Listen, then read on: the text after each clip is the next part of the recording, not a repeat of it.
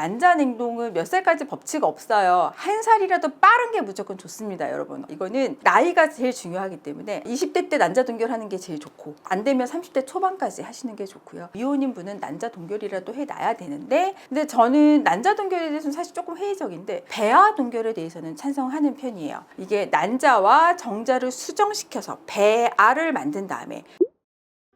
안녕하세요. YMG 산부인과 대표원장 이윤정입니다. 요즘 결혼이 좀 많이 늦어지면서 출산도 늦어지고 있는데요. 오늘은 많은 30, 40대 분들이 고민하시는 노산에 대해서 알아보도록 하겠습니다. 자, 그럼 영상 시작 전에 구독과 좋아요 눌러주시고요. 자, 시작해볼까요?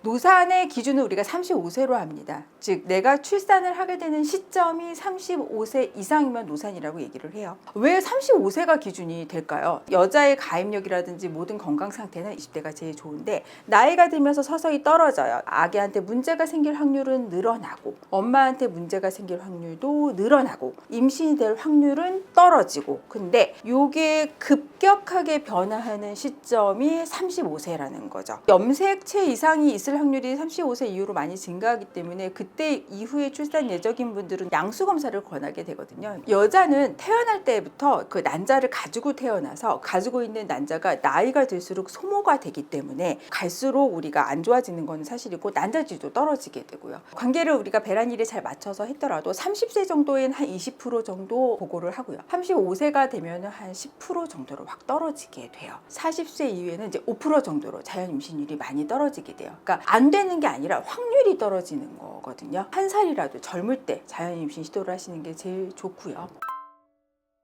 그럼 자연 임신이 35세 이전이면 가능하고 35세 이후부터 힘든 걸까요?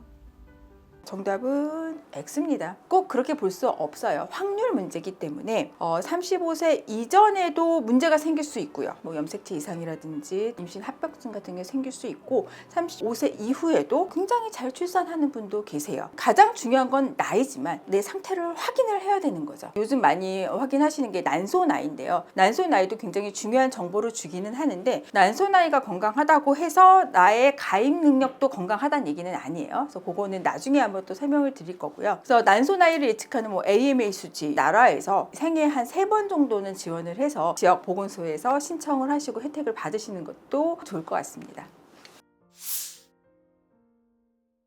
임신성 고혈압, 임신성 당뇨의 확률도 많이 올라가고요. 또 태아의 염색체 이상이 아무래도 조금 생길 확률이 올라갑니다. 제왕절개율도 조금 올라간다고 되어 있는데요. 하지만 중요한 거는 정기적인 검진을 하시고 정확하게 관리를 해주시면 예방 가능한 부분이 많다는 겁니다. 특히 요즘에는 니프티 검사라고 해서 초기에 엄마의 혈액을 통해서 태아의 염색체 이상의 일부분을 정확하게 확인할 수 있다고 하니까요. 그래서 정기적인 검진과 관리를 잘 하신다면 무조건 노산이 위험하다라고 볼 수는 없습니다.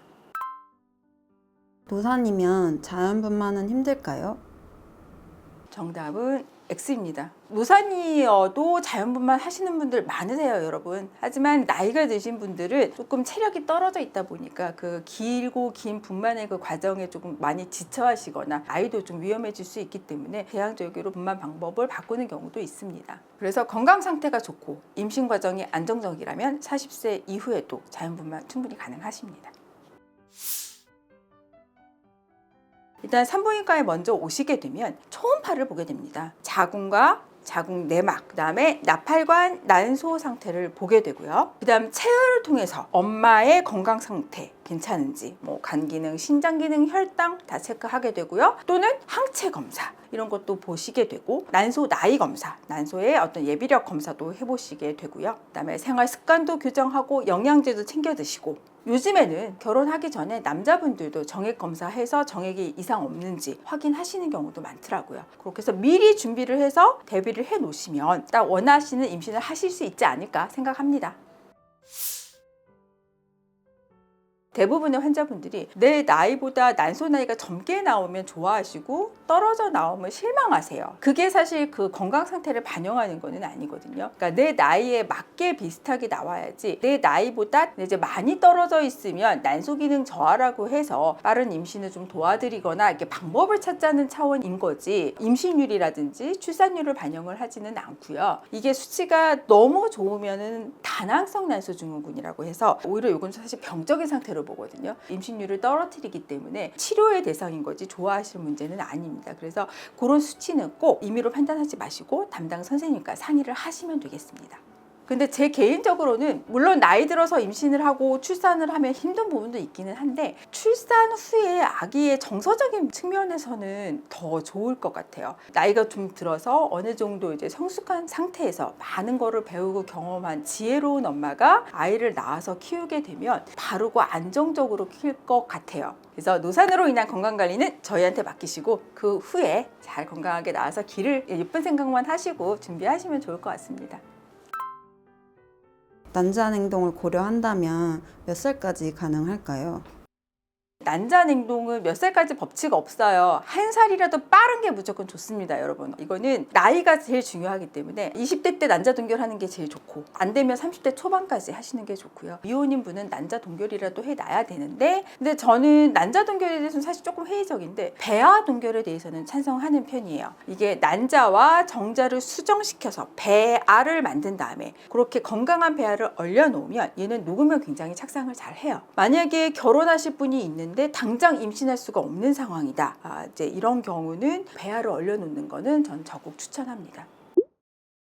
오늘은 노산의 현실과 건강한 임신 준비 방법에 대해서 알아보았습니다. 혹시 임신을 계획 중이시거나 난소 기능이 걱정이 되신다면 일단 검진부터 받아보시는 게 좋을 것 같습니다. 다음 시간에는 난임을 극복하는 3가지 방법에 대해서 알려드리도록 하겠습니다. 지금까지 YMG 산부인과 대표원장 이은정이었고요. 영상 도움되셨다면 구독과 좋아요 부탁드리겠습니다. 감사합니다.